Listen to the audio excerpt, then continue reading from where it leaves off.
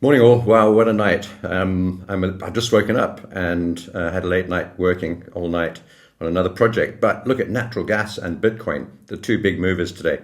Let's go to the natural gas charts quickly. This is the 4-hour chart on the NYMEX, and there's the triangle that we talked about in the last week's video, breaking out through the top.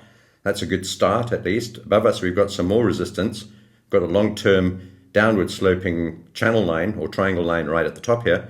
Still got some time to go. Notice these order blocks above us. But the good news is, on this 4-hour chart, we're above the 200 period, 100 period, 20 period, and 50 period moving averages with that big weekend gap up. And the gap has held. We haven't pulled back into the gap. It might need to be closed. It's not a contract rollover gap. So I suppose we may need to dip back down into the corner of that triangle. I'm hoping not, but we do have this gap. And we've got a couple of things that indicate we might have to do that. First of all, to close the gap. Second of all, with that gap, the gap actually gapped right over the triangle top. So it's a breakout. We need a pullback, most probably. And also notice that there's another trend line going up here, plus the 20 and the 50 and the 200 period moving averages acting now as support. Don't be surprised if we see something like this, even quite a quick one, and a sudden dip down there today. In fact, let me redraw that because that's not what I want to show you. So don't be surprised if we get something like this today or tomorrow. Remember, this is a 4-hour chart, and now we've got purple lines followed by a bounce and then an attempt to get through the top of that trend line. Let me leave that in there for now and switch this to the day chart. So this is what the day chart looks like. You can see my squiggles once again. And, well, we're following the red path now almost perfectly. In fact, we touched the bottom. We've now gapped up. Even though we're a little early, this red path's sort of slightly delayed compared to what's happening. This is a little bit unusual, this big weekend gap. Let's have a look at what that looks like where I've just drawn this purple arrow. So don't be surprised if we got to revisit down into that corner there. So something like that wouldn't be a miss. So that would take us down to 275 on the futures here on the NYMEX for a rally back up to 295, just below $3. We need to get through there in order to perform a new high. If we do that, we haven't done that yet. We've got higher lows, but we haven't got higher highs. So we need to get a higher high, and a burst up through that trend line, that triangle top will help us do that. And of course, we need to get above this major swing high here at 3015. After that, next swing high, 3176. I actually think we could go up to 3456, something like that. And then maybe, very remotely maybe at this point, a move into $4. So let's see how we go.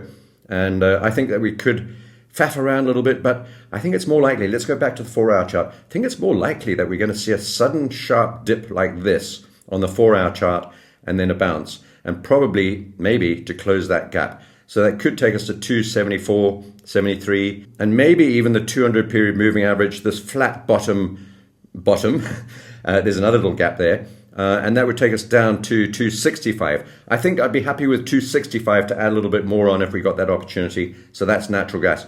I do want to talk about Bitcoin because we're long on Bitcoin. We're also long on Ethereum.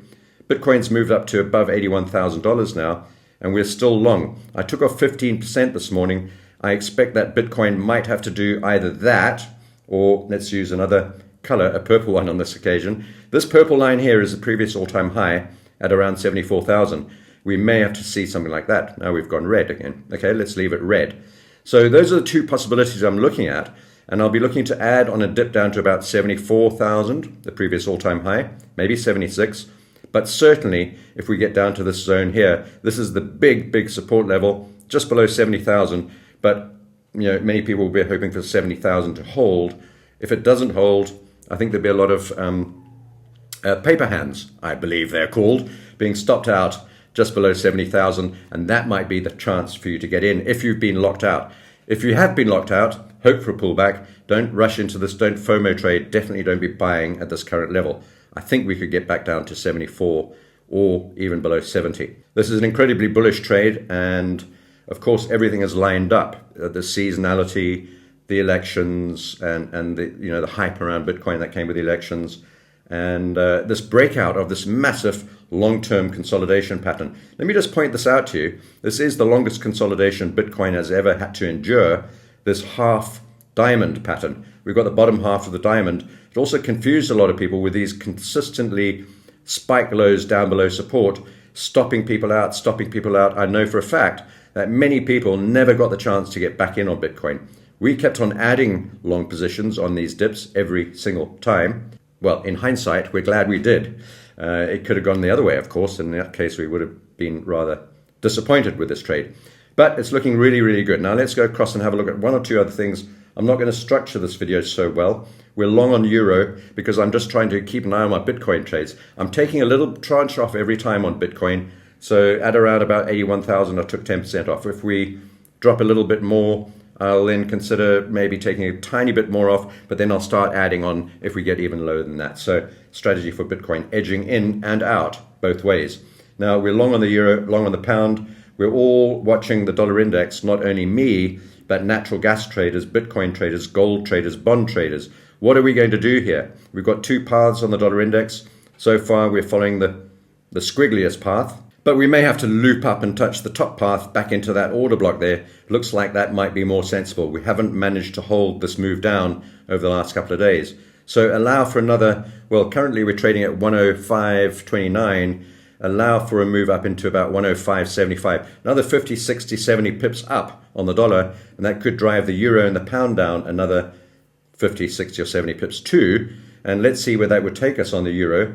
And this one I think is particularly good looking. I'm going to show you why shortly. So another 50 pips below us on the euro. We're now at 0.6, call it 0.69. So we could be down to about, well, maybe 1.06. This previous swing low here and the bottom of this long pattern. I want to show you this. This is super interesting. In order to do this, I've got to go to the weekly chart on the euro. And this is what I have in mind until invalidated by a close beneath this recent low. The close at that low would take us below 1.04, and we're currently trading at 1.1860, sorry. So 400 pips below us is my line in the sand where my long idea will be invalidated. Until then, I continue to buy dips. We've got a beautiful consolidation blob. I wouldn't call this a bull flag or a triangle or a rectangle or any other pattern, just a blob. So we've got a bull blob, and the projection for this blob should be the equivalent to the length of the blob pole, which is this line here. And if you extend that after consolidating and breaking out, we haven't seen the breakout yet, mind you. This is not confirmed. But once we get the breakout, we should go an equal distance to the start of the path towards the blob, and that would take us up to here. And this is an interesting area because it would take us up to the last previous swing high. We've got consistently, this is a weekly chart, remember, consistently lower highs and lower lows. The euro has been moving downwards, but we've got this V-shaped recovery from below parity. Very, very stark V-shaped recovery, and then consolidation. No pullbacks, no further dips, no probes down there, no spikes, no drifting down, no dribbling down, just a neat consolidation. Inside this blob, with a technical projection, the CMT type projection would take us into this top order block, and we'll then see if we're going to break this downward trend, this long-term downtrend. This goes over decades, and see if the euro may reverse its fortunes. I'm not particularly excited about the euro or the pound or the US dollar for that matter. I don't think any of them have got much merit, except maybe for the dollar, but for different reasons, not particularly the right reasons. But the euro might have to recover if the dollar needs to weaken, and I think that dollar weakness might be a theme going into this coming year. Not because that it's a bad thing, but I think because there's a need for the dollar to be weaker and it's quite a long, complex thesis, but for the overall general health of the world economy, the dollar needs to lose a little strength. That means the euro needs to gain some strength, the pound too. But the euro is the main competitor, the single currency. I said in my tweet this morning, the single currency, that term seems to have gone out of vogue. It was all the rage when the euro was introduced. I was around, can you believe that? Trading as well. So here we go. That's what I think is going to happen on the euro. I continue to buy dips on the euro and the pound and sell dollars until that pattern is invalidated. We're also short on the dollar yen, and that's faffing around. For those of you who are trading this and wondering what the hell's going on next, well, nothing's actually changed for the last, I suppose, 2 weeks really. We reached up to the underside of this downward, upward facing line of the channel underneath the channel. We've got this other line beneath us. We're being forced into this corner of this lower triangle. So this is a long-term channel, this yellow one, and we've got this channel top forming the top of this triangle over here. We've also got a big order block there, And without going into another thesis about the dollar yen and the Japanese and the Bank of Japan, Japanese inflation, bonds, and the stock markets, it's a very long and complex economic thesis, which I'm really quite not qualified to describe to you very accurately, even though I think I understand it. So I won't do it. But nevertheless, I do think we'll still see some further weakness down to into the 120s on the dollar yen. And the dollar needs to fall off against the major currencies, including the euro, in order to do that. So that's where we are on the euro and the dollar and everything like that. Stock markets, we're now short on NASDAQ. And we're looking at this pattern. And it's an interesting one. We've also got a long-term channel. We've got two long-term channels, the green one, the outer sleeve, if you want, and then the inner one, the red triangle pattern. I'm getting tongue twisted. I didn't have a lot of sleep last night. The red channel in the middle is the narrower channel, which we've now broken out of, showing some form of weakness, down into the green broader channel or sleeve. And now we've retraced back up to the underside of the red channel. This is the NASDAQ. There's the top Bollinger Band, the 200-period Bollinger Band, and the channel underneath. We're overbought. We've got stochastic divergence. We've got RSI divergence. We've got MACD divergence, etc. And this is a small position. And right now, it's counter trend. I'm not putting all of my eggs into this basket, but I do have some skin in that game, shorting stocks. We'll see how we go. I think we could get at least a pullback. We're also short Tesla now, after being mostly bullish for quite a long time. I think we could get some pullback on Tesla. Two large gaps below us, which I think I'd like to see at least the first one filled and potentially the second one too. And then a continuation. Overall, I'm bullish on Tesla, looking for a rally into about 380 to 400 in coming weeks and months and potentially years. So that's it. And then a few others are also short on the German 40. We had a good profit yesterday, Friday. We got short right at the top. It zoomed down, and now it's just gapped up over the weekend. Let's have a look at the 4-hour chart. Yeah, so a little weekend gap up and moving up above all of the moving averages on the 4-hour too. So we'll see how that goes. These are both small positions, folks. We realize this is counter trend trading, mean reversion trading, whatever you'd like to call it, and it's risky. Position sizes should be small. Be willing to hedge as quickly as possible, sooner rather than later. It's always tempting to hedge later. Hedge sooner. It doesn't put you in any further jeopardy. It might detract from some of your profit potential, but it will immediately put you in a peace of mind. So hedge early rather than late. So that's what we'll do on stocks. And then natural gas, well, we've spent some time on that already this morning. Looks quite good. Remember, we might get that pullback. I'm not even sure if we will, but maybe not now, maybe at a later stage. A very unexpected jump. This is the spot or continuous product at Black Bull, Pepperstone rather. I trade my futures at Black Bull, and just a weekend gap, a massive one, even on the continuous price. So we closed at 2.3 and we opened at 2.5. So a 20-cent gap even on the continuous. This is not much prone to gaps normally. The continuous tends to smooth things out. You don't see these huge gaps quite as much as you do on the futures, as you can see just by looking at this chart. This is a very, very unusual gap up. So yeah, it looks good. And even here on the continuous, we've still got an upward trend. We've got higher lows, but we still don't, like the futures contract, we still don't have a higher high. So we need to get above these two highs in order to solidify and cement this uptrend. Remember, this uptrend goes to the top of the range. The top of the nat gas range is around $3.50 to $4.20, $4. That's the top of the range. We're not talking about $10, $20. I'm talking about the top of the range, and that's it. And then we get out, unless something untoward happens. So we're looking for above $3 and below $4 to get out of this trade, something like that. And then we'll reevaluate, maybe go short. Most of the time, at that sort of level, up in the 3s and closer to 4, you should be short natural gas and not long. There are aberrations, there are aberrations when the market just goes ballistic and goes up to $5, $6, $7, $10. But that happens once every 5 years. It's not something you should be banking on. It's not how you're going to make your money trading natural gas. You'll make your money by selling high, buying low, selling high, buying low, trading that range. It's a ranged market most of the time. I'd say 90% of the time. Right, going across to these charts, Rand, nothing there. We've talked about this so many times, looking for a move up into this blob. Let's try and keep this short and sharp and sweet so that I don't have to repeat myself. Look at previous videos if you want to know why I have this projection, because nothing's actually changed recently, but apart from politically and technically, and I think we are going to see this move down. Should take us down to about 16 rands to the US dollar. That's the weekly chart. I'm going to switch this back to the day chart. And then, folks, going across to softs and grains, I don't do a lot of sort of discussion on this normally in the live streams, just to update those who are following.